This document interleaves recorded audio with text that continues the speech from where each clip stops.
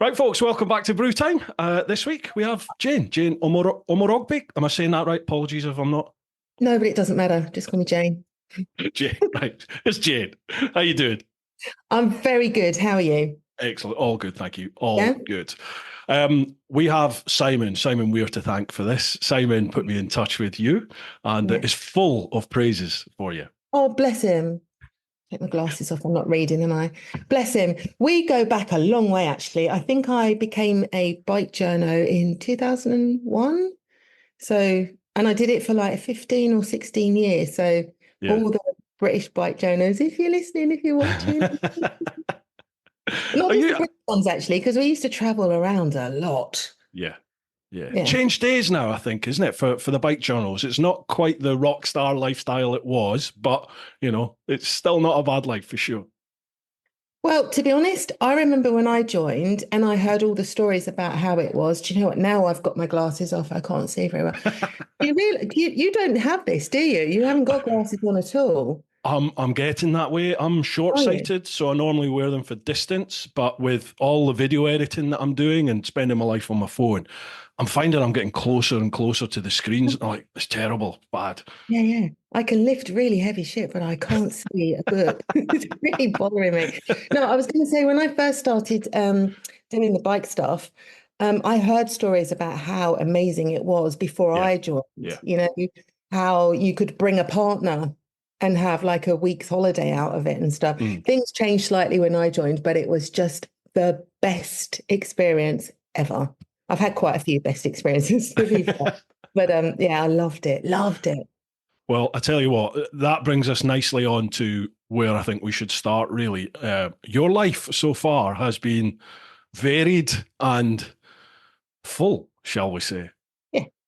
Can I pass it? Can I open the floor up to you just initially, just to tell us who are you? How have you got to where you are? What have you done? Go. I don't think I'll sit back for an hour and a half. Oh, where do we start? Do you know what? I think the easiest thing to explain my mindset is to go right back to my very first job. Well, my very first job, I worked in a bank, but that didn't last very long because they said I just couldn't stop. So I did that for about a year. I think I was 18. And then when I was 19, I got a job working for the ambulance service. So I was an ambulance driver in Hastings. And in that job, I wasn't a paramedic, I wasn't a technician, but I aspired to be in those days. And I used to shadow the paramedics, go third manning, and I saw quite a lot of life at such a young age. And it really scared the bejeebers out of me. How you can have your life turn in a blink of an eye, how life's too short is not just something we should just throw about willy-nilly, but like, and it really, really, it got to me, got under my skin.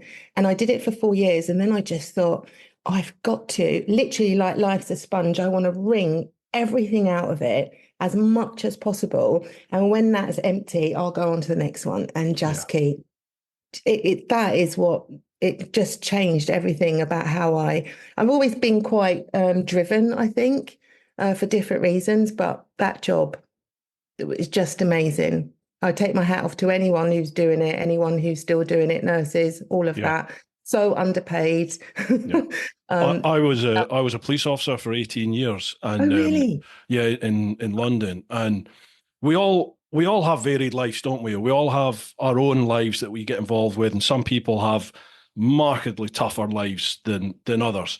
When you do a job like that, where you're fulfilling a social role and you're out mixing with everyone, doesn't matter what background, what culture, religion, what financial element they come from, none of that matters. The people at the end of the day, when you deal with people, wow, you see a side of life. You see the best of life, you see the worst of life, don't you? It is such a leveler, such an eye-opener for sure. And, anyone that sees their time out in those roles, fair play. Yeah, 18 years was enough. I did 4. I was 19. I left when I was 23. And I just feel really privileged to have had that experience because I think to have that kind of wake-up call so early when it's not like my life wasn't in danger. I didn't have a sickness, nobody I knew close to me at that point was affected by this kind of things that I was seeing. But to have that experience so early on, I think it was just really invaluable, and I feel forever grateful for that. And then to get to the Gladiators, it's really funny story. It's like something you just read and you think, nah.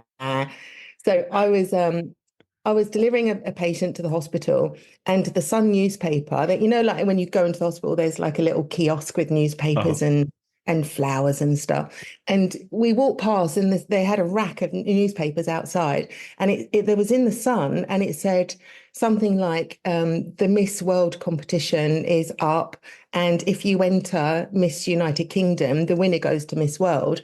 And the winner of Miss United Kingdom, you get like 25 grand or something, and entrance into Miss World. And I was working with a female colleague at the time, and she said to me, "You should try that." And I just went, "Yeah, right." And I went home, and I remember clear as day, I was in my living room ironing, and my then boyfriend, if you're watching, hello, I said to him, "Oh, by the way, did you know if you enter Miss UK and you win it, you get 25 grand. So I'm thinking of entering, like I'll win it and we'll live happy ever after." Yeah. And I literally said it like that, like a joke. And he was watching tennis, he looked at me and he went, "You win Miss United Kingdom?" "I don't think so." And I was like, "I only meant it as a joke. I just want you to go, oh, you're beautiful. Of course you'd win." Why is he your ex? Why? Well, yeah. So we parted ways, and I entered the competition. Just, I had been my bonnet by then. Yeah. So, but there was only one round left. This is quite a long story, but it's quite funny. There was only one round left, and it was in Weymouth, and I lived in Hastings, so it was quite a long way. And I had to work in the ambulance service, do my shift, and I had to be like on stage in this beauty contest, which I've never done anything like that before, at a certain time, and I couldn't get there. I've got two uncles who are both bikers. And so one of them lived near me and the other one lived in the New Forest, and they're both firemen. So one of them picked me up after work, put me on the back of his bike. I can't even remember what it was, because it was just like, "Get on, let's go." Yeah. And they're both advanced motorcyclists, and they had a business teaching. So very good riders. So he took me on the back of his bike to my other uncle in the New Forest. He had to do a shift in the fire brigade like a day later or something. So they switched so that he could go to sleep and get a bit of a quick nap, while my other uncle got on his motorbike and we went the rest of the way. Wow. I got on stage. I had like a rucksack with like a little dress in. Got on stage, pranced about a bit, did my thing, was like, "This is really fun. Like, I've never done anything like it before." And then after, I went backstage to put my bike stuff back on. I'd borrowed all the stuff from them. And I was just going, "Oh, that was fun. Bye, everyone." And thinking, "Oh, we got an adventure to get home again." And I could hear him calling my name, and I bloody won. And I was already dressed in my bike stuff to go home, because I was Tell me you came out in your bike kit. Please tell me you came out. I had to get my dress back on, and then they gave me like a bunch of flowers and a bottle of champagne and everything, and like a sash. And the photos, it was in all the papers down there. The photos with like second and third place, they were like smiling, and I just looked like, just like really confused, like what on earth?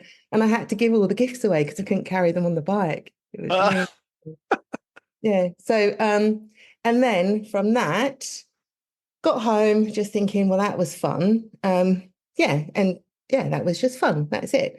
Thinking, oh, I get entrance now into the Miss United Kingdom. Because every winner of every round goes into Miss UK and the win. Yeah. So I was thinking, oh, I wonder what happens next. In the meantime, I'd gone to the Miss United Kingdom round, and it was in London, in like Park Lane. I don't think I'd ever been to London before. I'd never been on a plane before. Like, this was Hastings girl. Oh, I was in this posh hotel and everything. I went on like, what was it called? There was a breakfast TV show with Zoe Ball. Do you remember? Like The Big Breakfast or something. With Zoe Ball. Yeah, it was back, way back. I think it was called, maybe it wasn't even Zoe Ball. I think she maybe took it after. Was it called The Big Breakfast? Channel 4. Yeah, that's right. That's Big Breakfast with Johnny Vaughan and Denise Van Outen. Yeah, we were on that. Like, I was like, oh my God, this is this super cool thing. And then I got to the final, and I was on stage in the finals, and I met some people from EastEnders and some, like rock stars. And I was just thinking, they're all actually just normal people. Yeah. and it was like the curtain had lifted. And I thought, hang on a minute, there's they're not like We're they're all the just same. Yeah. it's a job that they Yeah. do, like all of us, and they're actually really nice, normal people. That was interesting. I didn't win. I got to the finals, had a great time. I didn't win. I got home, and then I'm sitting on my sofa thinking, I don't know. Like, I don't know if I want to just carry on the trajectory that I've got. I love Hmm. the ambulance service and everything, but seeing something else now. Got home from work one day and it was midweek, so Tuesday and a Wednesday. The phone goes, the old landline, because we didn't have Yeah. mobile phones then. The phone goes. Did you remember John Anderson? The ref, the Yeah. gladiator ref. God Yeah. rest his soul. Yeah, he's just Gladiators ready. yes. Yeah. Yes. Yeah. I picked up the phone and I hear that voice saying, "Hello, is that Jane Omorogbe?" And I was like, I said to him, yeah. And he said, do you know who this is? And I said, well, you sound like the dude off the telly, but clearly that's not possible. And he said, no, it is. It's John Anderson. And he was like, how'd you get my number then? Apparently, he'd got on a train a couple of days before, and somebody had left a discarded Sun newspaper in the carriage. And in the middle of the Sun was a picture of all of us finalists. There was 20 of us, tiny little thumb picture like this of me in a pink swimming costume. And it Mhm. just said, Jane Morrowby, 6'2", ambulance driver, Hastings. And that was it, alongside everybody else. And he phoned the Sun and said, can you give me this girl's number? And obviously had to confirm that he was John Anderson. And Uh-huh. then he rang me and he just said, I'd like to have a chat. Wow. Yeah, Wow. yeah. And So life weird. I know I met up with him. I think I did some kind of fitness test, which I failed. I was pretty strong because I've always been into fitness, but Gladiators is another level. Right. So he said to me, you're really interesting, personality wise, character wise. You could be a bit stronger and a bit fitter. Right now, you haven't got what it takes to be a gladiator, but I'll introduce you to a coach and he can have a look at you, have a meeting with him and just see what happens. I met this guy called Tony Slaney who literally changed my life. I feel like crying when I think about it. He's got 3 kids about my age. He lived in Peterborough, still does. So I went to meet him. I paid somebody who was on holiday to work my shift in the ambulance service so that I could go and meet this guy. And I met him once. He gave me a test, and he said, "Yeah, you're not fit and strong enough, but I could get you there. So here's a program." Went back to the ambulance service, was working my shifts, and I was training in the weekends, training after work, and it was Mm. exhausting. I went back the next weekend, and he said, "You can't do this. You've got to commit to it. Like it's not what you're doing is still not enough. Wow. So why don't you give up your job?" I was like, Just like that. are you insane? I had bought my house when I was 21. I had a mortgage. Do you know what I mean? I was Yeah. like, Yeah. no. And he said, you can do this, but you've got to believe it yourself, which means giving up everything and knowing this is going to happen and I'll back you every step of the way. He had a plan B, which is hysterical, but the plan A was train 6 to 8 months, do exactly what I say, don't do anything else, and we'll get you in. So I went back to the ambulance service. I said to my station officer, "Sir, I'm off to seek my fame and fortune on Gladiators." And he said, "Do you want to go and see occupational health?" Well, folks, this week we have a new episode sponsor. We welcome on board Conqueror's Motorcycle Apparel. If you've been watching any of the tour vids, you've more than likely seen Sam on there. Sam is the owner of Conqueror's Apparel, based down in St Leonard's. They used to be over at the 1066 Biker Calf off the A21. They've now moved to their own premises down in St Leonard's on Sea. It's a great shop, stocked to the gunnels with cracking kit from all the big brands. Get yourself onto the website, which is conquerorsapparel.co.uk, or if you're down in the southeast, head down to St Leonard's and pop in. He might even make you a coffee, but watch the shelf. Either way, if you use the code, wait for it, Fisters10, yes, Fisters10, don't ask, you might even get 10% off. Massive thanks to Conqueror's Motorcycle Apparel for their support. A big shout to Ultimate Add-ons for their continued support. Ultimate Add-ons provide cases for your phones. They're dustproof, they're shockproof, they're waterproof. I've been using their kit for years now. I think 2017, something like that was when I first started using them. They're brilliant. They allow me to use my phone on just about any bike out there. There's pretty much always a way I can get the phone attached to the handlebars or somewhere on the bike, and then I can use that as my navigation. And the Ultimate Add-ons cases just mean that my phone's kept nice and safe. I've had no issues with vibration affecting the cameras. Great bits of kit. They also do action camera mounts. They'll do heated grips. They do balaclavas. They do all sorts. USB and USB-C power adapters for your bike. Loads and loads of different things there. If you head to ultimateaddons.com, you can check out everything they've got on offer there on the website. And if you use the code TeapotOne10, TeapotOne with the number 10, you'll get 10% off. Massive thanks to Ultimate Add-ons. Really? Nothing like faith, eh? Faith.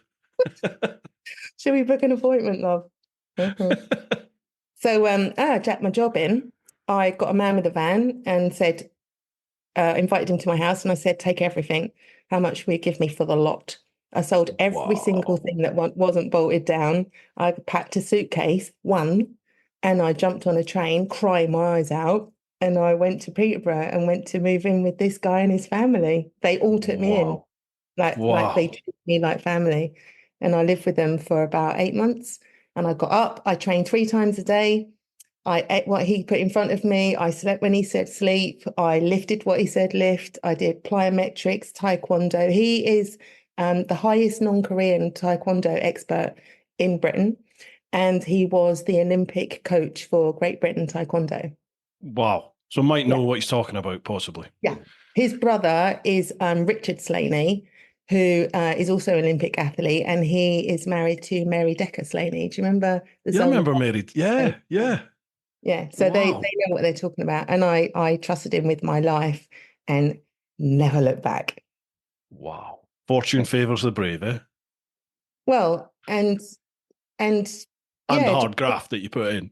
The hard graft, but just taking a leap of faith and thinking, what is the worst that can happen? Thanks to the ambulance service, I literally sat there for like a couple of days thinking, he's got a point, what should I do? And then just thinking, if it was over tomorrow, lights out, come on, I've promised myself I'm going to wring everything out of life that I can, so let's do it. Yeah. Absolutely.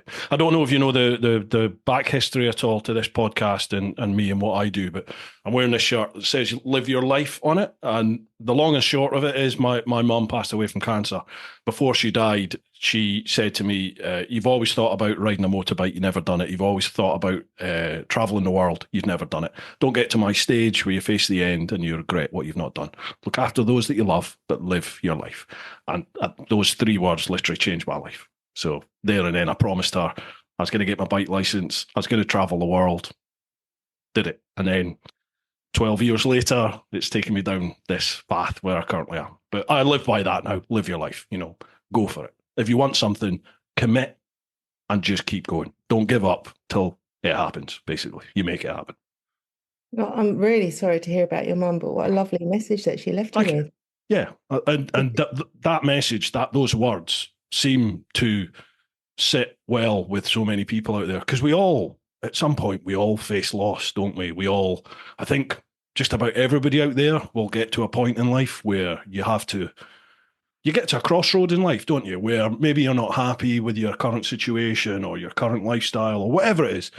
You face that point where you have to make a decision, and you either just keep going down the path that you're on and that's it, or you make some changes. I think when you're in that position, though, because I'm coaching now. I used to coach when I was in my 20s after Gladiators, around that period, and then I stopped because at that point I was coaching in England, and people were coming to me because they wanted like a celebrity coach, and I was more committed than the clients were, and that didn't sit well with me. Now it's different, and I'm so privileged to be able to help people. But what I was going to say was when I'm faced with someone who is in that crossroads point, sometimes, some people have it within them to just like take a deep breath and change and do it all. And some people need to have somebody beside them just to make the steps so small and so manageable, because they know that they've got this massive change, whether it's lose a bunch of weight or change how they feel about themselves, or be able to look in the mirror and just think, it's okay what I can see. It's not perfect, but I'm okay with it. And sometimes that seems like such a big mountain that you need someone to make the steps so small that you can grab these steps, like climbing a ladder. You really need to be able to reach that first rung and hold on to it and think, right, I did that. I'm going to count that as a win and feel good about it. Yeah. Because otherwise, sometimes the steps feel too big. I don't mind big steps. It's not how I normally coach, because most people need something really manageable and sequential. But I like just thinking, fuck it, let's just reach the moon, see what happens. I can be like that, but I find I'm capable of really setting my mind on something, my sights on something, and going for it, no matter how obscure other people might think that is. But I'm also inherently very lazy, and I can just, well, look at state of me. I've been at the point of almost international rugby and right on it, and then I'm at this point, where you're just like, I'll have that sandwich tomorrow. I'll do it tomorrow. I'm very good at that. I'll do it tomorrow. I'll row tomorrow. I'll go to the gym tomorrow, and tomorrow doesn't happen for years, and then at some point a switch goes, and then it's like, I'm in. And then that's it. You commit to it for 6 months, 6 years, whatever it is, and then I fall off that wagon again. But never mind. C'est la vie. C'est la vie. But when you say the switch goes, what happens then? Usually that's a point where you figure out there's a why somewhere. Because when before the switch goes, usually it's like there's not enough reason. And then you get to a point where you think, bloody hell, I've got a reason now. And that's your why. And when you don't have the why figured out, then I always say, like, if anyone is listening, watching, and you're trying to figure out your why, I've got a great worksheet. So just send me a DM and I'll send it to you. It's free, no problem. It's the one thing I always go to, because when you've got your why, that will keep you on track. Determination, willpower is great to get you started, but they will leave you the minute the shit hits the fan. And you need to have your why. That's the thing that keeps you on track. John, I've never ever thought about the why. There's just a point. I get to a point, and I've been waiting for that point for a wee while, I must admit. But there's always just been a point. It's just come, and it is like a switch goes in my head where I'm like, right, okay, let's commit to this. We're doing it. But I don't think I've not had that for a long time. Probably when I made the decision to do the world trip, and I made that decision in 2008, so it's quite a while ago. That was your why then, huh? Yeah, that was then. Maybe you need to do another world trip. Don't. I'm so tempted. I had somebody ask me, and one of the questions I had about this was, would I want to do a world trip like you've done? Yeah. The answer is yes. I would absolutely love it. In the days of being a journo, I was traveling, not a world trip like you've done, anything close to it, but just the idea of traveling and being on two wheels. And I would travel probably three days a week on average, almost every single week of the year for a long time. And I loved it. And we didn't have kids then, didn't have the same sort of responsibilities as I've got now. And I loved it. And also, like when I got married, we're not together now, but we're still very respectful and good friends. And when we got married, we went on honeymoon on a bike. So I had a VFR 800. Hunter was very nice, gave me that little bike to go away with, and it was brilliant. And we just got a one-way ticket. We jumped on the ferry and just thought, we got 4 weeks it was. See what happens. I love that. Ride around. Loved it. Yeah. Loved it. I went to film Gladiators when our show ended in 99. It was 99, 98, something like that. A bunch of us went out and we filmed another series in South Africa. And the producers of the program sent us tickets to fly out there. And it was a 3 weeks filming period. And halfway through, we said to the three of us, me and Hunter, James Crossley, and Warren, three of us were like, this is really cool to be here. So we asked the production team, like, you've paid for our tickets to get back. Can we delay it a bit? And they were like, yeah, sure. So we stayed for 2 months. we didn't go home for 2 months, the three of us. We had the best time ever. And that's the kind of just the freedom of just, you know, two wheels gives you the freedom of traveling is great, but when you do it on two wheels, it adds like another layer. 100%. Because you go places you can't go in a camper or a car. You've got the freedom. And I don't know, in a way, being a female on your own traveling, it gives me a bit of security, knowing I can get away and I can do what I want. I don't have to ask anyone. I don't have to be with anyone. And you can pick and choose how you travel. Yeah. But being on a bike, it's just... You get treated... Sorry, go on. I was going to say, I had a Thunder Race. It was my first big bike. And it had like a seat hump at the back. I bought it from a friend of mine, Simon. And it had like a seat hump. I didn't want to carry people. So I just seat hump at the back. Wouldn't need that, yeah. I emptied it out and I used to pack everything so that I just had a bum bag when I used to go on like trips to France and stuff and just ride around. And I didn't really have a bag. I'd had like a little tank bag with a map in those days. You didn't have Garmin's and stuff. Yeah. And I used to put my waterproofs in the seat hump. And then underneath the seat, I moved like the battery and all the cables and everything. And then I used to put a tiny little bag of like spare underwear, toothbrush, and just stick it. So everything was in the bike. Yeah. And I remember one day we did this massive trip in France and we were riding around, best time ever. Came back and we went straight to a track day in Donington. And the people that I was with, the guys I was with were like, for goodness sake, don't crash. Because all the other people here have got carbon fiber, making their bikes as light as possible. I've got a week's worth of underwear and clothes. And your pants will go flying. Do not crash. It's all going to be all over the track. Brilliant. I love that minimalist style of packing. I've got a mate that comes on my tours, Jose, and he rides an RR, S1000 RR. And when he turned up, the first time I met him, he turned up on one of our tours earlier this year, and you're like, where's your bags? Like you had no bags. You had a tiny little, like a very small, I think 3-litre tank bag. That was it. And we're like, everyone else is on big GSs, adventure panniers, top box. I've got all that and a rucksack with my laptop and everything in it. And he's like, yeah, it's all here. And exactly what you said. He folds everything. He said for years he's been working on minimising all his kit so he can get everything he needs into that tank bag. And then I think same as you, he puts some stuff under the seat. He shoves stuff down like a leg pocket in his trousers that he wears. And that's it. Fair enough. Respect to you. I used to carry a sarong. If I was going to carry a bag, then I just had like a set things that I would take, and I'd always have a sarong because that you could use for everything. And it was black. I've still got it. It's black, sort of like purpley bits on it. And that way I could use it as a bag. So if I go shopping, it'd be like, what's that nursery rhyme with the guy with a stick and like there's a picture of I don't even know what I'm talking about now. There's like a picture of I can picture it like red fabric with white dots, and there's a stick, and he's got all his stuff tied up. He's all possessions. I can picture it, but I cannot remember I'm really showing my age now, aren't I? Anyway, the idea of that, I could go to a supermarket with a sarong, and instead of like needing to carry bags and stuff, I'd put everything in it and have it.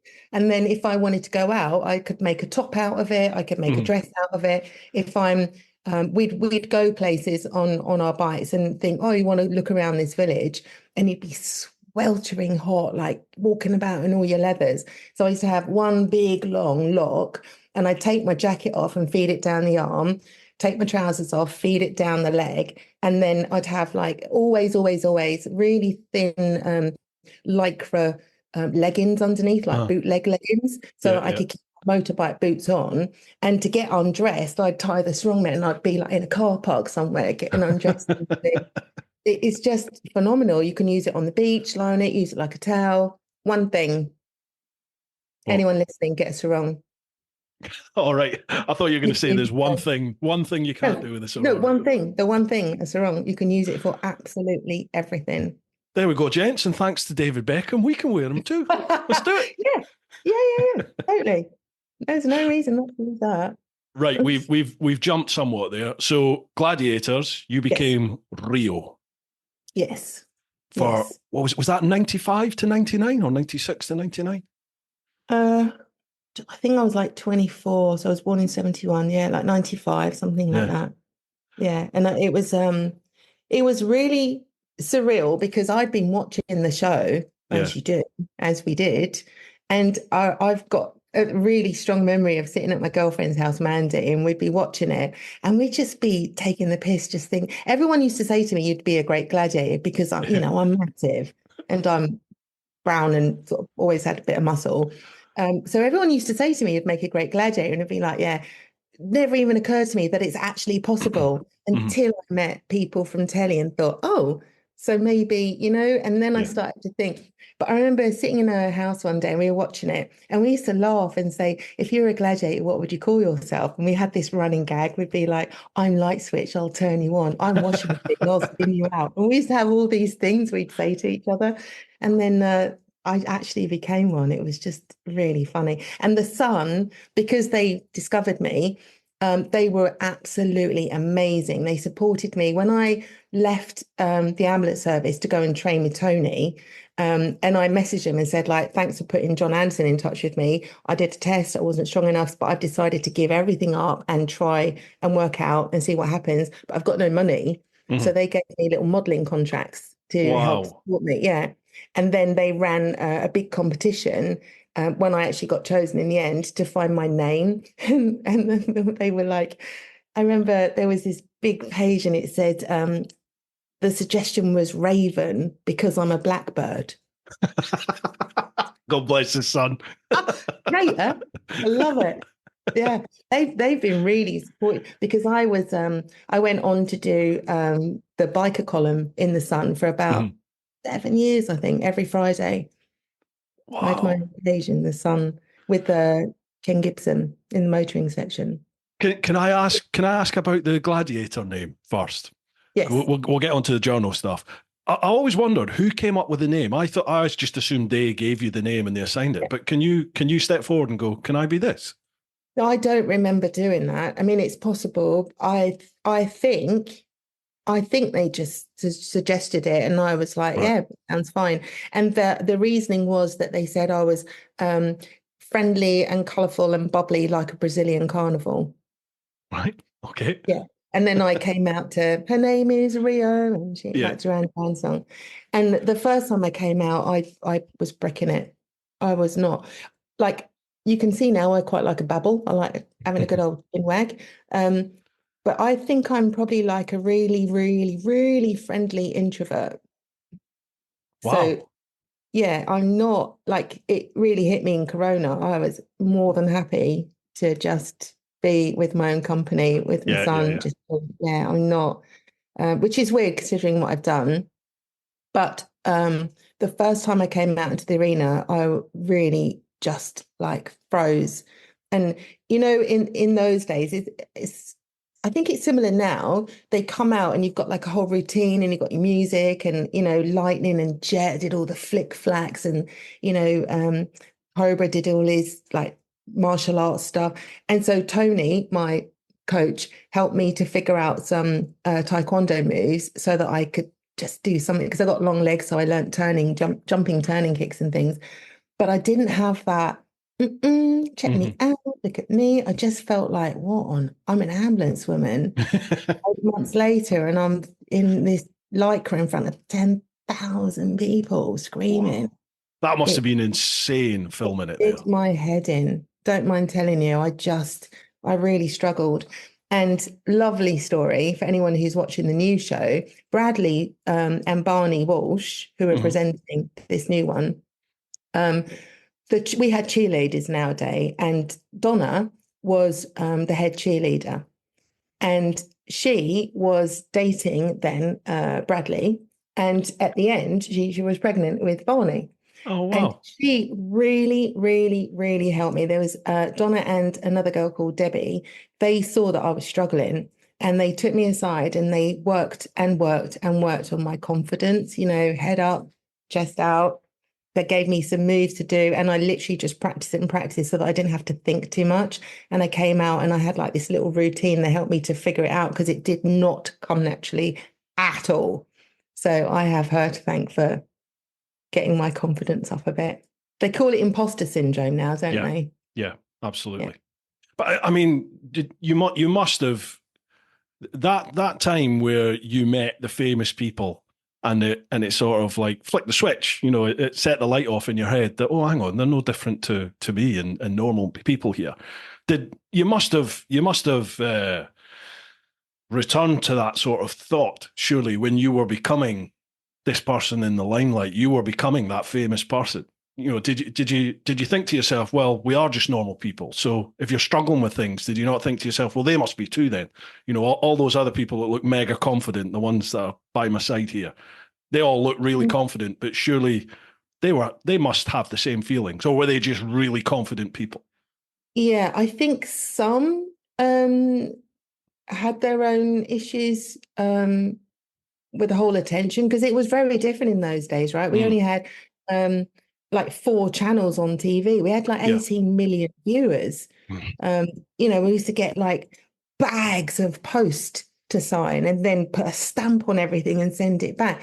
And they'd been doing it a long time. Like I joined, I think it was 4 years old or something when I joined. So Jet and Hunter and Cobra and Saracen, they'd all been doing it for so long. They probably felt like that in the beginning. But by, when I'd been doing it 4 years and I found my feet with it. But I think, so in a way, yeah, everyone obviously has their own things to deal with. But, and also some people like that sort of attention. It's like part of what drives you. I remember when I started doing the TV presenting later, and a producer said to me, the difference between you and some of the other people that we have as presenters is you do it because you like the subject, which was the bikes. I just generally wanted to tell people about British Superbikes or this bike that I'm riding, whatever. And some people do it because they want to be famous or they want to be a TV presenter.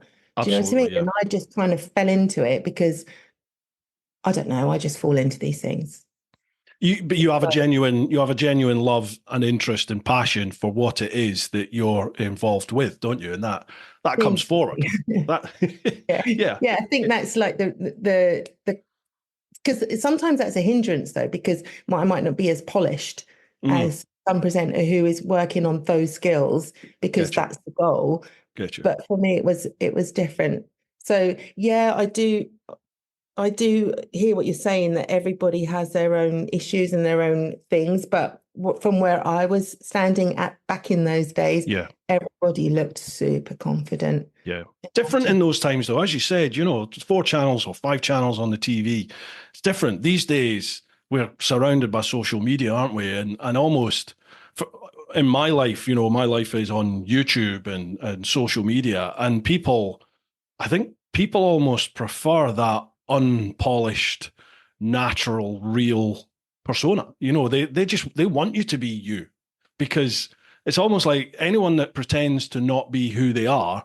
Well, people smell bullshit, don't they? At the end of the day, it's very easy, and they have no affinity to that. If they want, for the likes of, for me, for what I do, if I'm reviewing a bike or reviewing a bit of kit or doing something like that, people want to feel like they can trust you. So I kind of feel like you've got no option but to be yourself, because if you're not, people go, well, you're full of cake.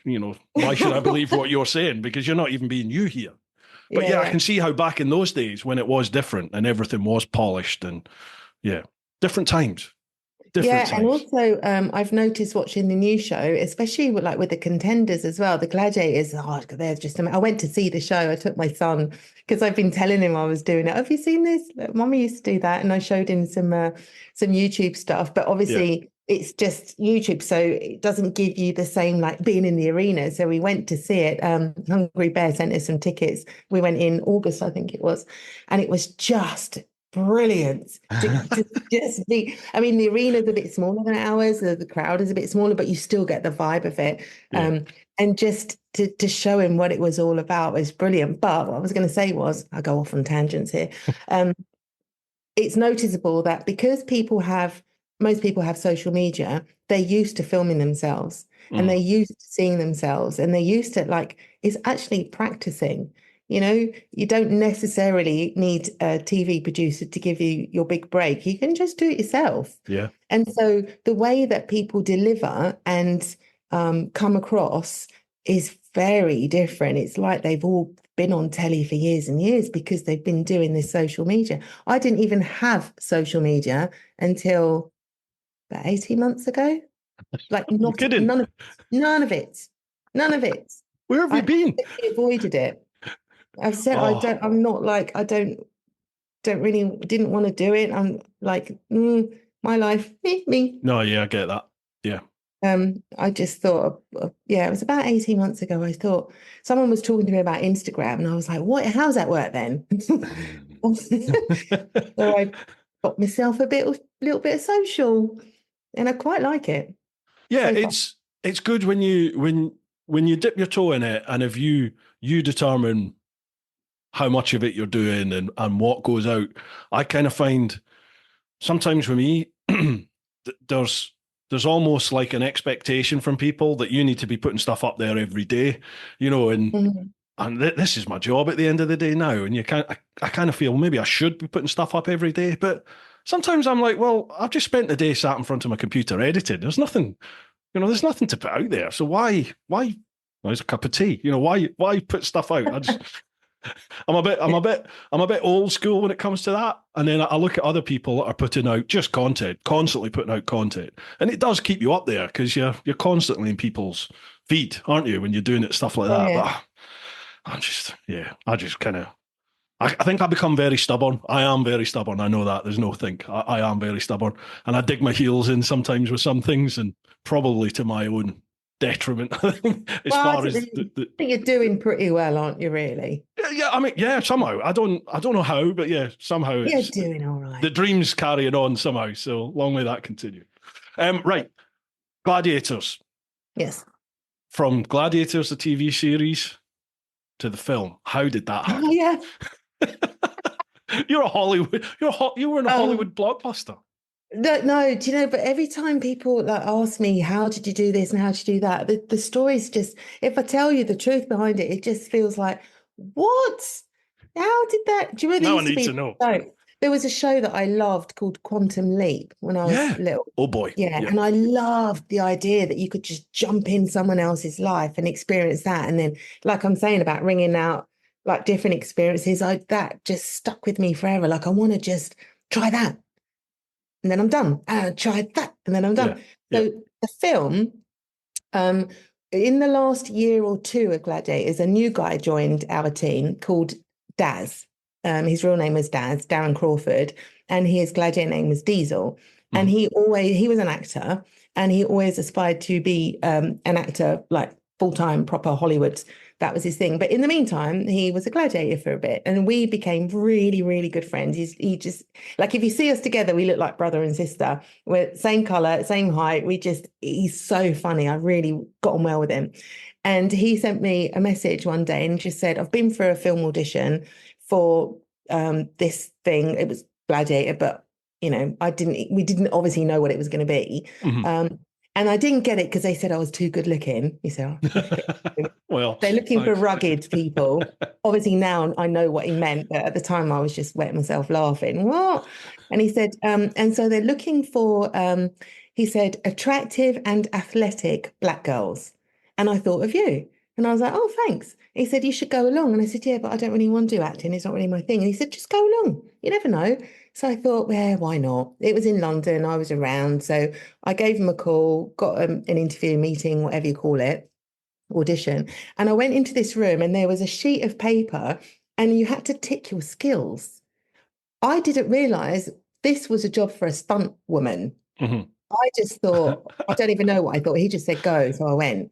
And I had to tick all these skills. And it was like horseback riding and like flame stuff and everything that stunt people do was on this list. So I ticked it all. Because I thought, be in it to win it. exactly. I thought if I get the job and I need one of these skills, I will learn it really, really quickly. So I'm just going to How tick everything. hard can it be, June? Yeah, exactly. And I think it must have been obvious that if he's ticked everything, she clearly can't do any of it. Like, do you know what I mean? So I ticked everything and I got the job. Got the job. And then unbeknown to me, Pauline, who was Rocket in our series as well, she'd also approached them through another channel and also got the job. And they were looking for a third. So I called Jenny, who was Rebel in our show, and said, Jen, I just got this job on a film, and they're looking for people that look like us. Why didn't you like? And so she went for it and got in as well. So the three of us ended up filming in Malta for a couple of months. Yeah, it was brilliant. And we first went out there and we had to learn archery because it was one of the skills that we're supposed to really be able to do. So we had to learn archery. I think we had like 2 or 3 weeks learning. I had big bruises on my arm. Yeah. And so we learned it standing still. And then we had to learn it out of the back of the chariot because the whole thing is going to be moving, which like that's another layer added. Yeah, and I think we were there for a couple of months. And at the end, there was a period where we had to film the last ever Gladiators series for England.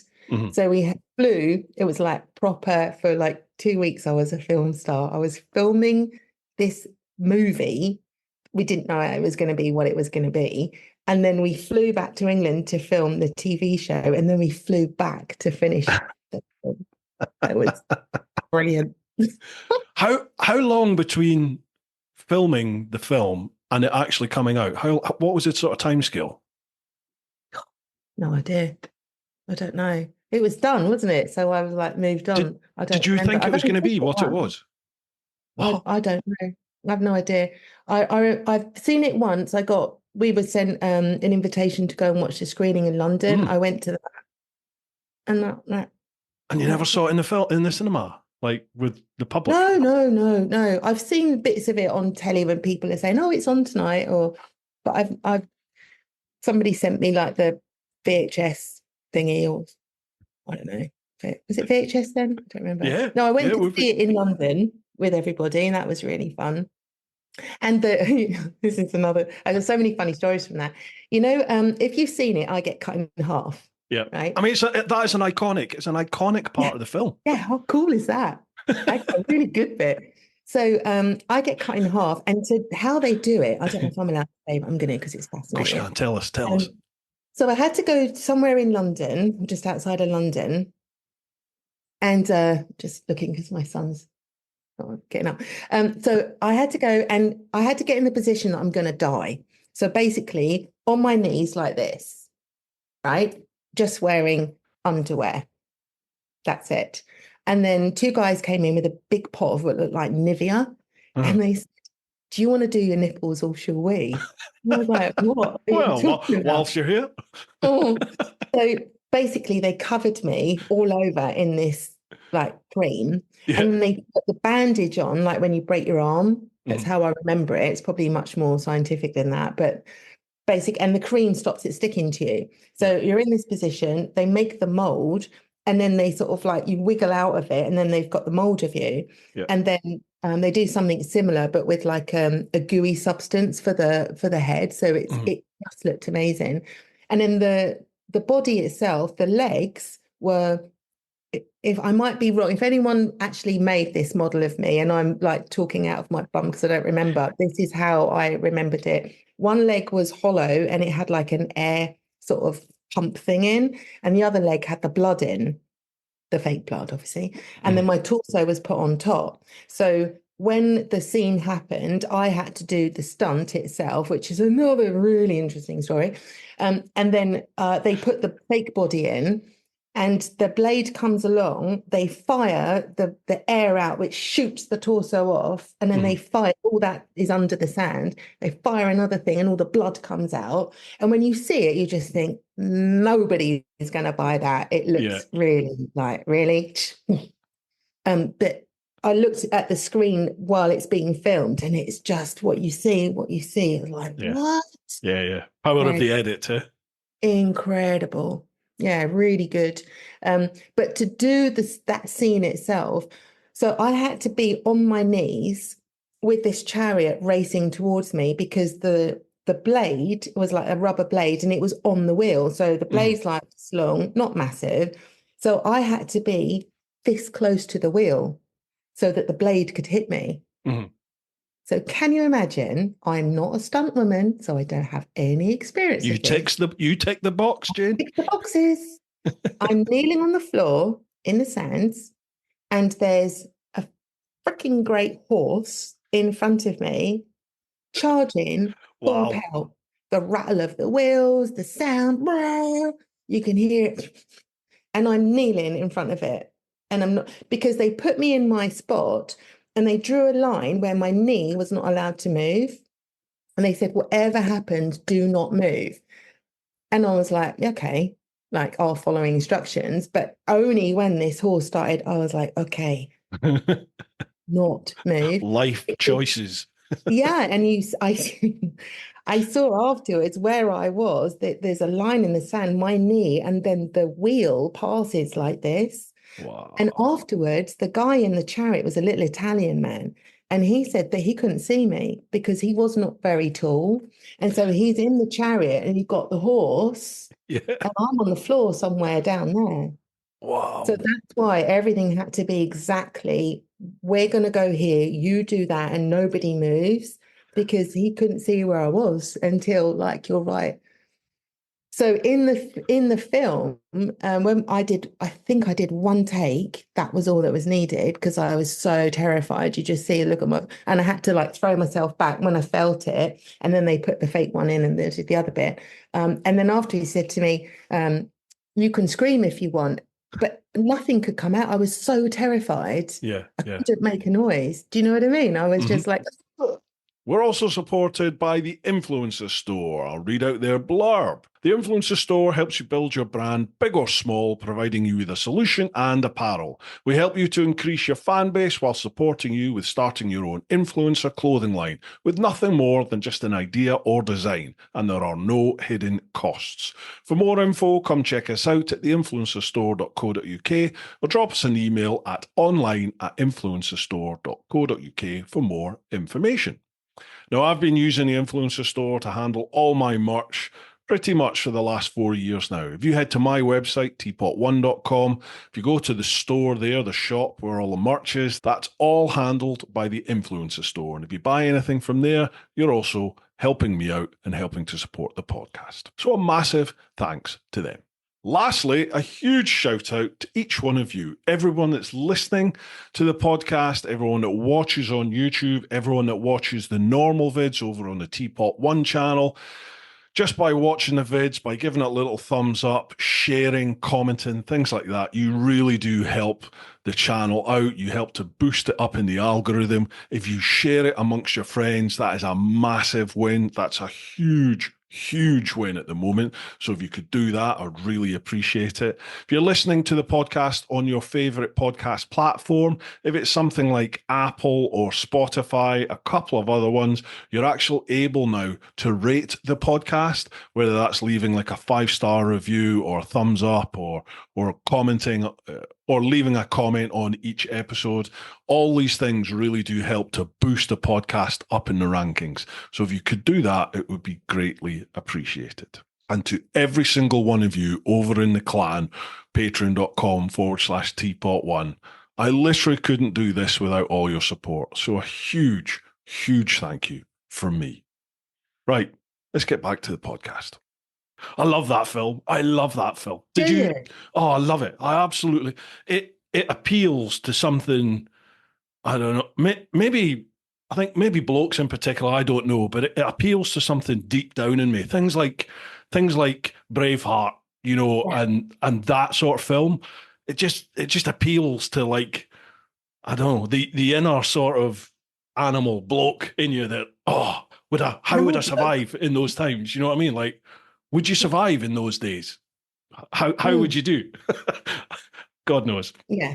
Yeah, it's tricky. Yeah, it was a really, really amazing experience. Like Oliver Reed, met him, and I was going obviously to ask, did you meet any of them? back in Phoenix, and Russell Crowe, obviously, Jaimin. It was just such an incredible opportunity, and another one of those like, I'm gonna ring this out. Yeah, yeah, yeah. Enjoy the whole thing. Did you have the same feeling with, those big A-list celebs that, oh, they're just normal people? 100%. Did you? Yeah. Wow. Yeah, 100%. I remember going out for dinner with Jaimin and his girlfriend at the time. He's the really, really dark skinned guy in it. Mm-hmm. And there was me and Jenny. I think Pauline was there, a couple of the stuntmen, because we were in the stunt group. So we all hang out together. One of the guys was Wesley Snipes' stuntman. Wow. Just the stories that they tell, it was phenomenal. But yeah, once you get chatting, and back in Phoenix, I'm not sure if I say his name correctly, he came up one day and we were just one of the thousands of extras. Do you know what I mean? We're not we didn't have a trailer or anything. We were just with the mass. And I remember him coming over and just saying, "Hey, you're having a nice experience, and are you enjoying it?" And that's and then cool. there was another time I was in it was like a big tent for food, like breakfast, lunch, all that stuff. And I was having dinner and I was sitting on this table by myself, having a bite to eat, and this guy came over and he just said, "Oh, you're having a good time?" And I was like, "Yeah, it's amazing." And he was like, "What's your experience?" And we were chatting away, and then somebody said to me, "That was Ridley Scott, don't you?" Oh, really? Just super friendly, nice. Yeah. Yeah, sometimes it's not great to meet your heroes, but very often it's lovely because they're just normal people. Mm-hmm. Mm-hmm. Awesome. Love it. Great message. I could chat to you for hours and hours and hours, Jane. I'm very conscious that we've got about another half hour. Was that about right? Yes. Yeah. Right. Obviously, I want to know how you got into bike journalism and then where you are now. How about we cover that as we go through questions, because people are going to ask stuff which we can, adapt and mold. Right. So first off, we'll head to the clan over on Patreon. So it's patreon.com/TeapotOne. First question we got here. Tommy Lindley. How you doing, Tommy? Hello, both of you. Hope you're doing well. Question for Bruce. If you were a gladiator, what would your name be? Oh, sheesh. And why? Wow. Oh, God. I don't normally get asked questions. It's normally directed at the... We has got one for you next. What would my name be? Bloater. That would do.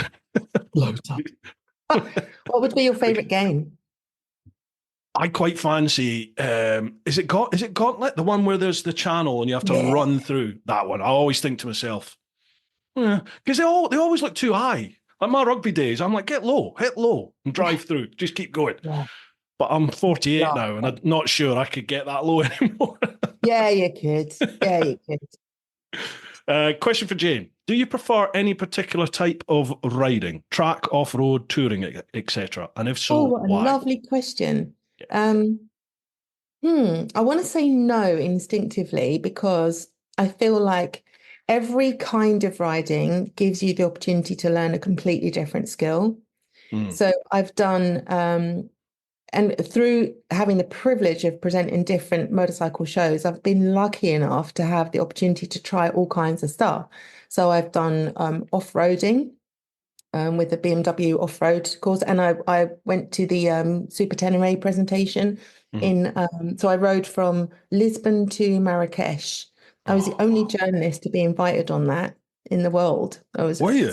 Such an honor. Yeah. The main journalist launch was from somewhere else to Lisbon, and then they had a competition where they invited members of the public. I think there were 7 people who were invited to do this leg from Lisbon to Marrakesh, and at the end we delivered the bikes to Riders for Health, I think it's called, Randy Mola's organization.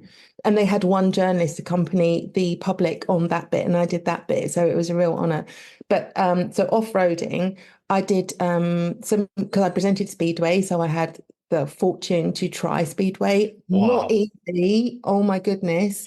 I've tried Santa Pod, like 0 to 60s, high speed stuff. I've ridden like 320 brake horsepower, full wheelie bars.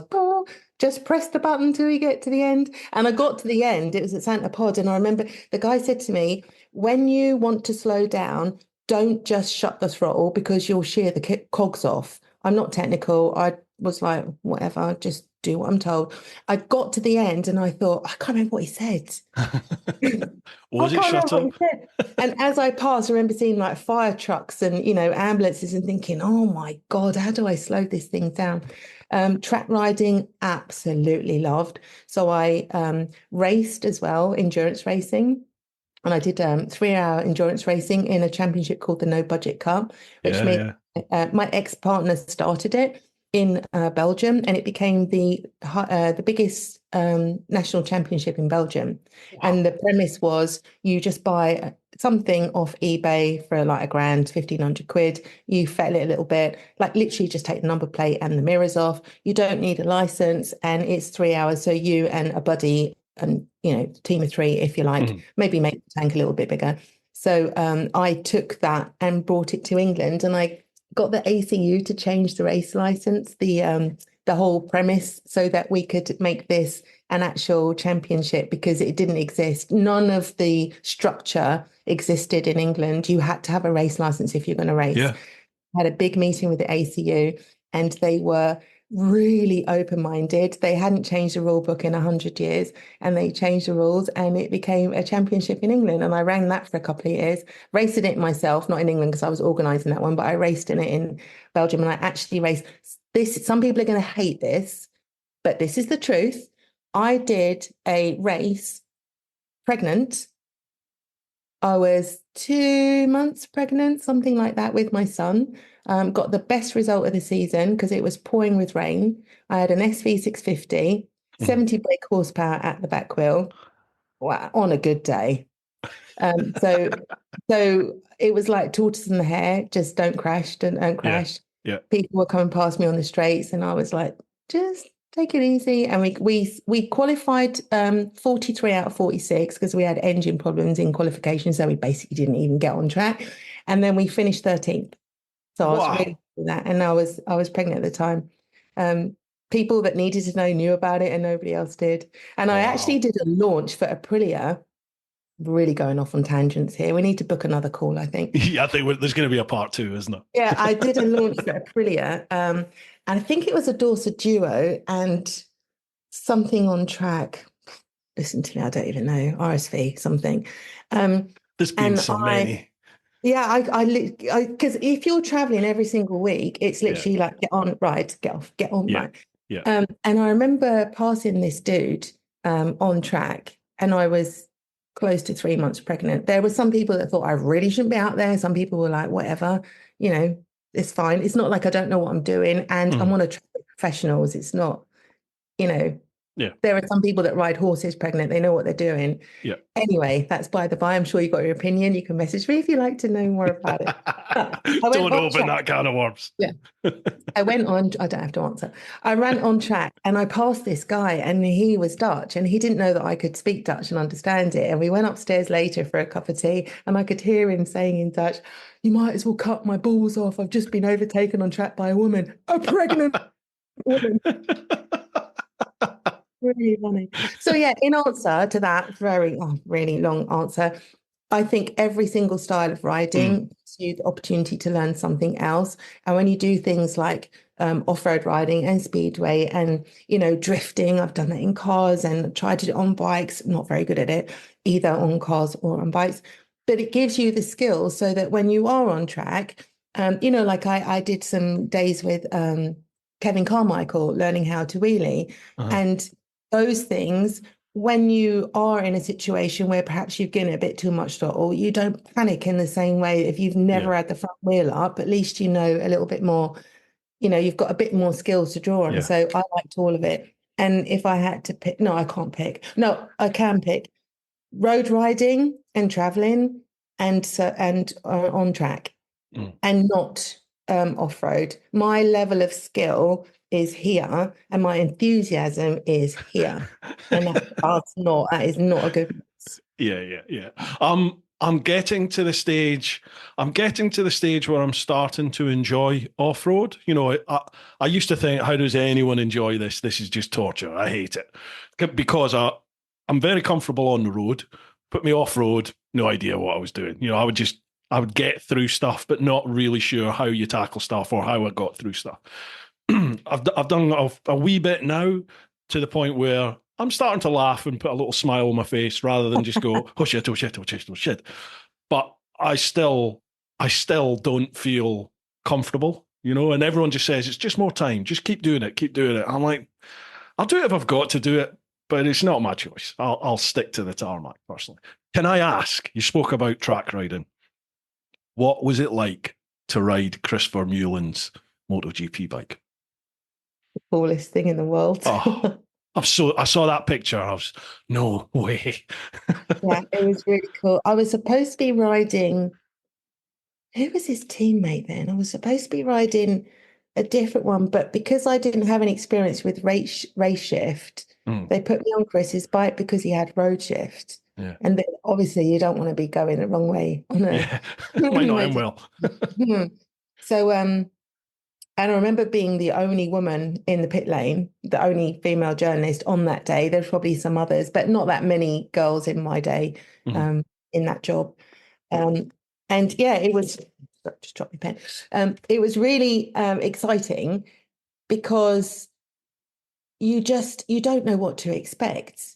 You know it's a MotoGP bike, so it's going to be pretty ferocious. But will that happen? Will I open the throttle and just like be overwhelmed, or can I actually ride it? So all the anticipation, but actually I was supposed to be testing it as a journalist.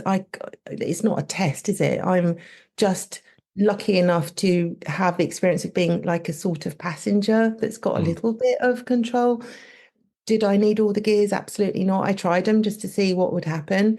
I just felt very conscious that there's no side stand or anything. So don't just get scared and just want to put it on the side. As I only had two, you have a warm-up lap, a lap, and then you come in. That's it, huh? Wow. Yeah, wow. That's it. There's no time to get used to it. There's no 20 minutes. It's you go round, you do a lap. All the pictures have to be done in that lap. So you better blooming get it on its ear. Yeah. You've got one chance and you can't have a daisy picture.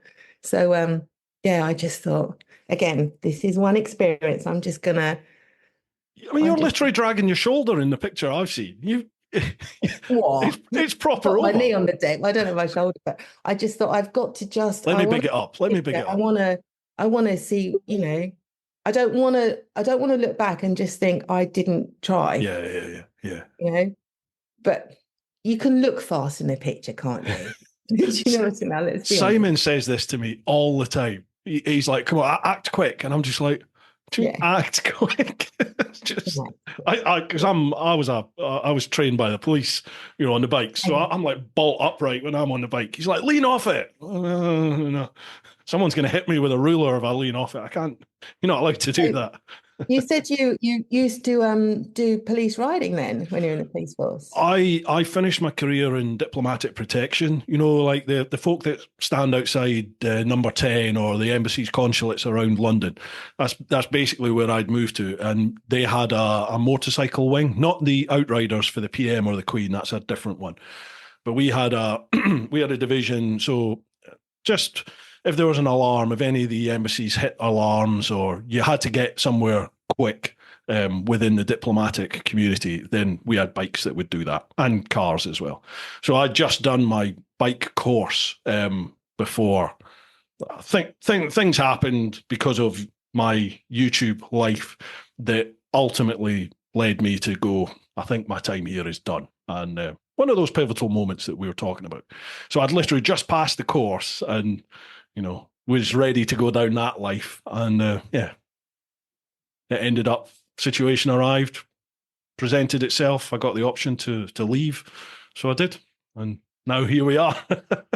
I've got to say, I passed my bike test, and I knew I passed it because I wanted to be a bike journalist. So I couldn't ride a bike before. It was another one of those, let me just change my life and do it. So my ex-husband at the time was a motorcyclist, and Gladiators had ended, and he said, we were like, what am I going to do? Like, what what am I going to do? I'm 30 and I want a job.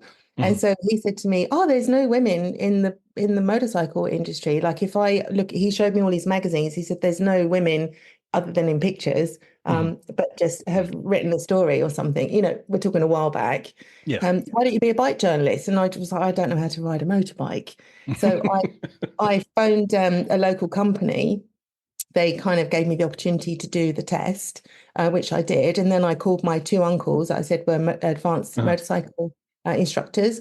And I had like a week with them. And then I jumped on a ferry and I rode for a week, like 10 hours a day.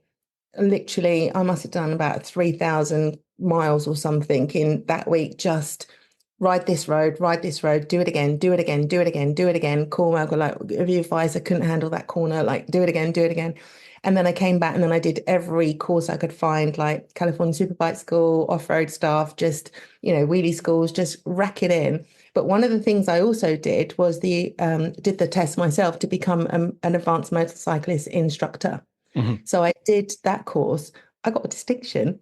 But, you know, I do kind of like go for everything, like 100%, like ring it out. And that really helped me, because when I became a bike journo, I was riding with people like Simon and Nevesy that had been riding forever, that grew up loving bikes, that were fanatical about bikes as kids, that watched all the bike racing. I hadn't seen any of it. I didn't know the back end of one bike to another. I literally my ex used to test me, like, name a 600 sports bike that Honda makes. And I'd be like, RXCB, what is the name again? Like, I literally learned them until I could like feel it. I just learned them. But doing that advanced riding really helped me. I mean, you all know what I'm talking about. Being able to keep up with somebody safely that has that experience. I had to learn some tricks, some tools to be able to read the geometry of a bend before I'm even in it, so that I don't get in the bend and think, oh.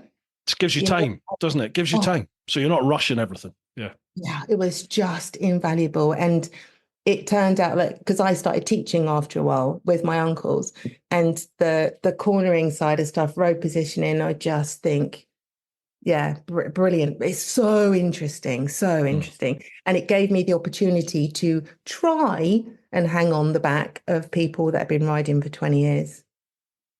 Well, you've answered that question, because in my head, I was like, I've got to ask, how did you get into bike journalism? How did that happen? And it sounds like it's just another one of those pivotal moments where you go, fancy that, let's go for it. Yeah, I couldn't ride a bike at all. Love I just thought, let me try that. It looks like fun. No one else is doing it, so why not? Again, set your sights on something, make it happen. Yeah. Love it. Yeah. Kind of what right. Question 2 of about 40. Rebecca Christie. Hey, both. That's a superstar resume that you have there, Jane. Respect to you. Question for Jane. What has been your funniest, oh my God, that's a woman moment? Mine was when I got pulled for speeding on the M4, and even though he had an AMPR, he still gasped when I took my helmet off. Well, you must have had loads of them, surely, back in those days. Yeah, I remember riding to an event, Bedford Aerodrome, I want to say, I don't know. It was an event where you could, the public could go and test different bikes. The police were there. They had like an event. You could sign up and do an outright, like test a bike, and the police would top and tail you to give you the opportunity to test ride. And I was living in Belgium then, where I live now, and I went over on some Cower sports bike. I don't even know what it was now. I remember sitting at some traffic lights and I had a black visor on, and 2 police officers rode up behind me, and I could feel them just looking like, you know, it's not an English plate. It's because you can see my dreads. She's got a black visor on the road in the daytime. Do you know what I mean? Like, oh, here we go. So they rode up beside me and I could see them looking, and I opened my visor and I said, hello. And they just literally... That's real. No, it was like there's a woman on her own who's ridden from another country. Are we going in the same place, are we? Like, what on earth? Yeah. So I think that was cool. And another version, when I moved to Belgium, I moved on a jigsaw. So I Best got bike in the my world. some of my possessions came in a lorry, but the rest of it, I actually got side panniers, tank bag, rucksack, the whole lot. And I got on the ferry, on the train, sorry, on the Euro tunnel. And I had my bike up on the side stand, and I'm sitting on the floor because there's nowhere to sit on those things, is there? And all these other bikers, it was like there was a whole bunch of people that they would come over and said, "Oh, are you on your own?" I said, "Yeah." And they were like, "You got a lot of stuff for a little trip?" You know, like taking the piss. Oh, women, they like to pack big, don't they? And I said, "I'm moving house." And they went, "You're moving house on your own on a jigsaw? What?" Yeah, so that's another one of those moments. I expect you to be accompanied by a man. Oh, God. Do you still get that? Do you still feel you get that? I think I don't really give people the opportunity too much to go too far down that route. They might start off like that, but less so. It's interesting because, like, I've had other YouTube moto vlogger folk on this podcast, and I've had people from every background and every role within life on here. It's not always to do with bikes. I have all sorts of people on here, as long as they've got a story to tell. And if it's a woman, especially in the bike world, they always get asked about this, like, what's your experience of being a woman in biking? And for me as a bloke, obviously it's totally different. I can't appreciate what it's like for a woman. But as a bloke, like, I'm not surprised. Personally, I'm not surprised to see a woman out on a bike or anything. Not anymore. I think maybe even back in, say, 2008 when I first started riding, yeah, okay, it wasn't a common thing, but now it is. Now it's common to see a woman out on a bike or a group of women out on a bike and doing their thing. You get women-only track days, women-only events. So it always strikes me. I always think when some women say to me, "Oh, well, it still is hard for us to get into biking, and we do get ostracized or we do get made to feel different to men." I always think to myself, is that still the case? Because I don't feel that way. But, again, as I said, I'm not a woman. I was asked, privileged again, to be asked by Richard Newland to write something for MCN. Moby, yeah. My experience of being a black biker, because there aren't that many, or wasn't in that day. It was, a period where it was in the news quite a bit about how some people of color are not treated very kindly by some other. So I wrote something, and they had a little pull out about it. And I remember writing in that I have not experienced any negativity or any disadvantage from being black, woman of color, brown, or whatever you want to call it, this shade. And I had more experience of those kinds of things because I was female. So, wow.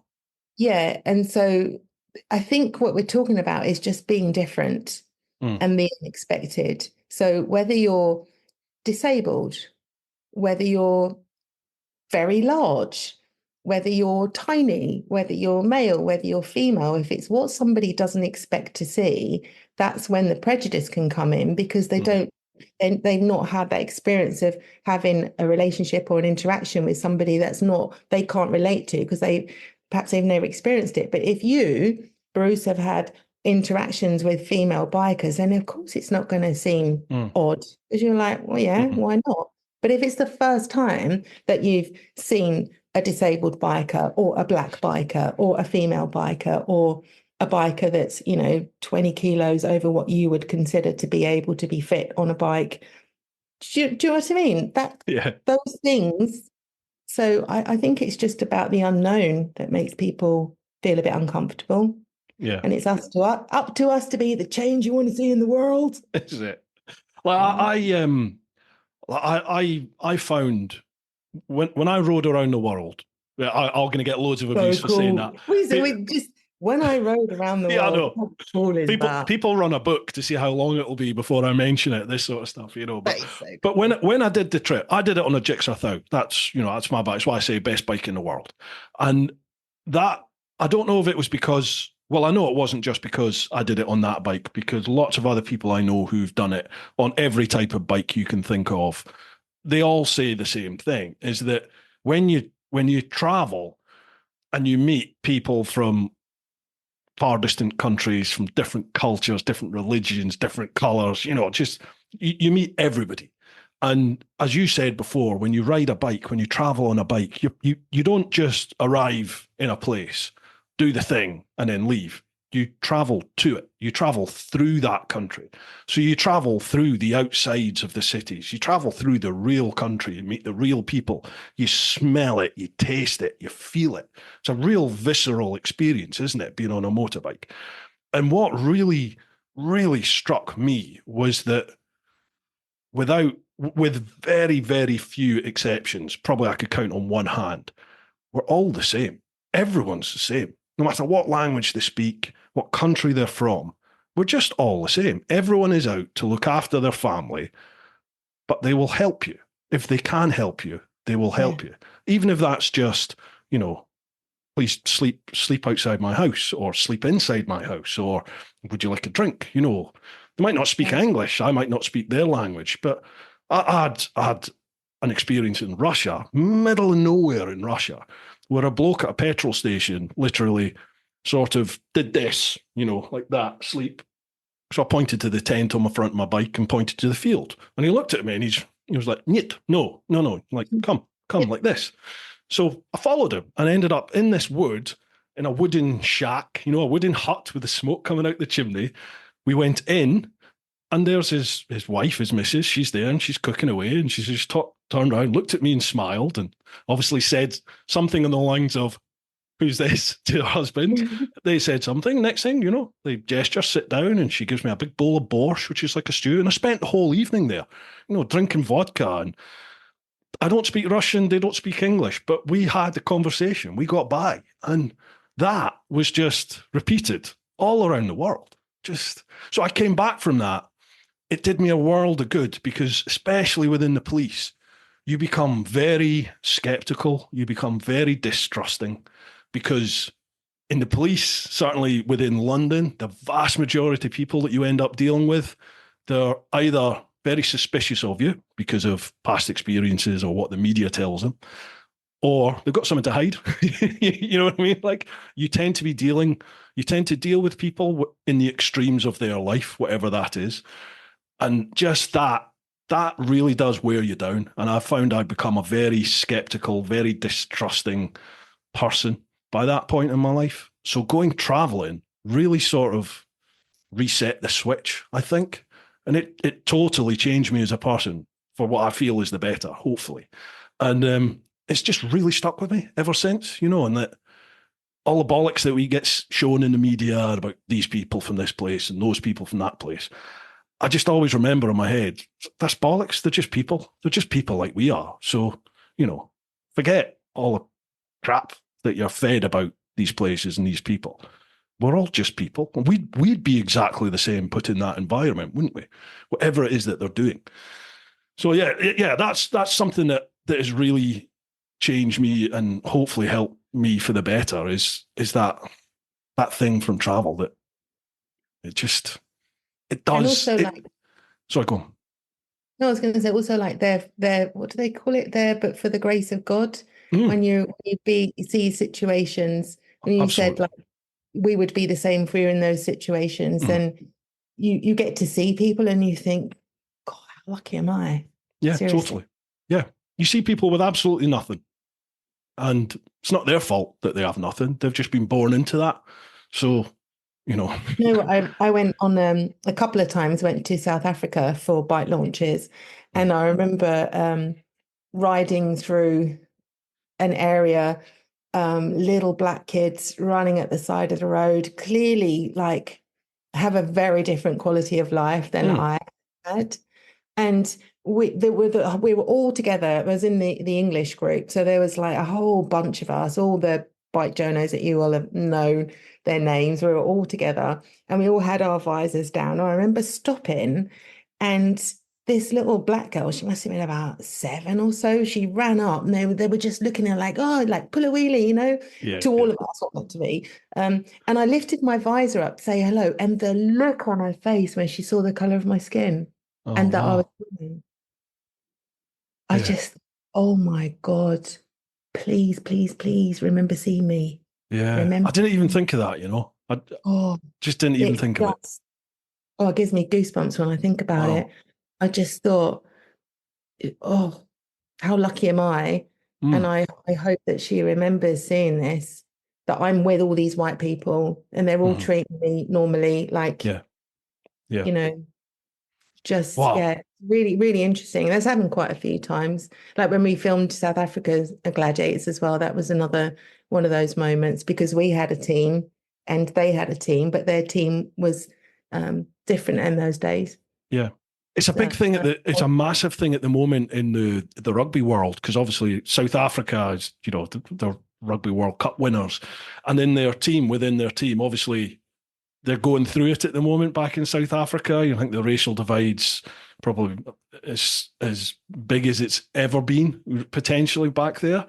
And I've seen a lot of interviews with the South African rugby players where, you know, they are very aware of the position that they now hold and the sort of the hope that the entire nation can have in them, you know, and their success is the nation's success. And for some of the, you know, the sort of black players, they're very aware that there's going to be kids watching who are looking at them and going, well, we can do this. I can achieve this. I can attain that. Yeah. Yeah. Again, something that somebody like me, it's not something that, you know, as a white bloke from Aberdeen, Scotland, it's not something that I even ever really think about, you know. It's, you know, being a role model towards people is, you know, don't even think about that. Well, you are though. Well, geez. Oops, sorry. Yeah, no, you are. Good one. Rebecca's got another question. She says, for both, an hour of military fitness training or an hour of extreme roller coaster riding? Roller coaster for me. Roller coaster as in like a theme park roller coaster? I think so, yeah. Just sat on a roller coaster. No. Go away. No. After everything you've done. No, I've been in a Formula One car. I've been on drag bikes, MotoGP bikes. I've been in Chinooks in, where was I? Bosnia, Kosovo, I don't remember. Oh my God. Yeah, but yeah, we need a bit more calls, eh? But the roller coaster, I am the one who says, who needs me to hold their purse and their keys and their glasses and drinks? And I'm standing at the bottom with all everyone's stuff going, oh, have fun. No, I don't have any control. Do you know, I've been on, you know, those slides in a water park, in a, you know, like a pool, and there's just a regular slide for children. I've had burns on my hands because I tried to slow myself down. I do not like to not have any control over. 6'2" gladiator motorcycle journalist. No, I'll do anything else, but I will not get on a theme park ride. No. Wow. I used to have this thing where when I was in my 20s, this sounds a lot dodgier than it actually, I mean it. It's rude to say no. So if someone offers me the opportunity to try something I haven't had, but I mean this in a clean, pure, you know, life experience way, then I'm going to say yes. Even if I'm scared shitless, I'm going to say yes, because I just want to see what there is, you know? Yep. And I was doing this TV show where I had to do 12 different sports. So I did banger racing. This is one with the drag bike. I did all these stuff, and they asked me to do a reverse catapult, and I said no. That and a jet plane. I didn't want to do those two things. Really? But everything else I did, and they were really cool things. But no, I wouldn't do a bungee. That's definitely something I wouldn't I've done one of those. I wouldn't do that again. Yeah, no interest in bungee jumping at all. None. But I would like to go cage diving with sharks, with great whites. Oh, I've done that. Seriously?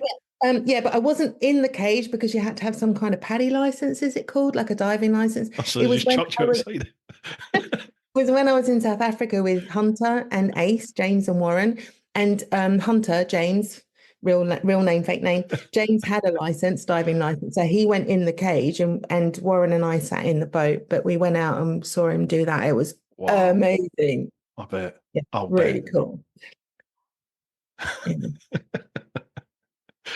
Jane, that was us pretty much at the hour and a half mark. Please come back on and we'll do a part two. I've absolutely loved it. We've not even got into how you got into life coaching and everything that you're doing now.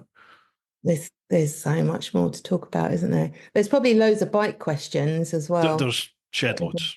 And there's some real obscure questions as well. Give me one obscure one. Let's finish with a really obscure one. Wow. Let's go. Let's have a look. So I'm just trying to read through some of them. Okay, here we go. From Moist Decoy. Morning both. Hope you're both keeping warm. Winter is coming. Question. What is the healthiest... Oh, that's the hell. I didn't see that. What is the healthiest cake or pie that you can recommend? Or is there such a thing? So I was put under pressure there, and this is the one I've come up with. Sorry. Healthiest pie? I don't know. It depends if you're talking savoury or sweet, doesn't it? I suppose, for a start. And it depends whether you're talking about like a crusty base or whether you're talking about like a fish pie, you know, with a soft base. So, I think if it's like with a soft base, like a crusty top, I would have like sweet potato kind of top with like mashed carrots, and then something a little bit of fibre for the top. And inside, I quite like fish. I'm not massive on meat, so I'd probably have like some kind of fish, vegetables, or maybe some pulses. And if you're talking about a pie with a crust, I guess it's going to be wholemeal, because you want something that's nutrient dense, don't you? And not like Greg's. Yeah. Nothing wrong with Greg's. You know, everyone has a Greg's moment, but I think depends on so many things. So would banoffee pie be up there? For healthy. It's got banana, it's fruit. There's probably a way to make it healthier than it probably... Only eat half the pie rather than the full one. You just have a tiny bit. But, you know, like with all of that nutrition stuff, that most of us don't need to live with the 90-10 rule or even the 80-20 sometimes. You know what I mean? It's about consistency. That is, anyone who's listening who wants tips on nutrition, either DM me and I'll get back to you, or just remember, consistency is the key. People, the thing I get asked the most when it comes to health and fitness is, oh my goodness, how long do you train? How many days a week do you train? It's probably 4 or 5, but that is not the reason why I'm athletic-ish at 53 now. It's because I've been doing that for 30 years. Yeah. Do you know what I mean? It's the consistency. And if the consistency means your steps are tiny, as in I drink a glass of water when I wake up every single day, that is better than just thinking, let me just chuck all this healthy stuff in and lose a bunch of weight. And then 6 weeks later, you can't keep it off. You don't know what you're doing. You feel miserable. So banoffee pie is okay. Just you don't want to have it every day. And is that your favourite then, Bruce? Oh, I love banoffee pie. I absolutely love it. Yeah, absolutely love it. I'm gutted that we haven't got to this side of your life yet, but I promise you, we get you back on for a part 2. We will. Before we go, can I pass the floor over to you? Please plug, promote anything you like. Oh, bless you. That's sweet. Well, so I guess where I'm at now in life, I'm 53, so menopause kicked my butt, even though I'm nice and fit and strong, and it surprised me. But I'm coaching, and it's not just women. I've actually got quite a few guys and quite a few bikers, because I went to the bike show in London. When was that? February, I think. MCN bike show. And I noticed the audience there, we're not getting any younger, are we? Nope. And so I have quite a few women that I coach. And when I'm talking about coaching, it's not just pick up that weight and don't eat that. It's coaching. I'm not a personal trainer. I'm a coach. So it's what you need. If it's strength and nutrition, I'm qualified to do both. I'm a qualified nutritionist and a strength coach. But I'm also really into supporting people where they are at their stage in life, whatever that looks like. So some of it's mindset stuff, as you can see, that's kind of my thing, the mindset stuff. And it's men and women. And it's not like people say, who's your avatar? It's people who are mid-life. It doesn't mean mid-age wise, but just like, this isn't the body that I want. This isn't the life that I want. This isn't the way I treat myself, the way I let other people treat me. This isn't what I want. And it's that let's figure it out. That's what I like to do. And I love it. Love it. Like And with a passion. and how do people contact you then? Insta. Now I've got Instagram. Now you've got it.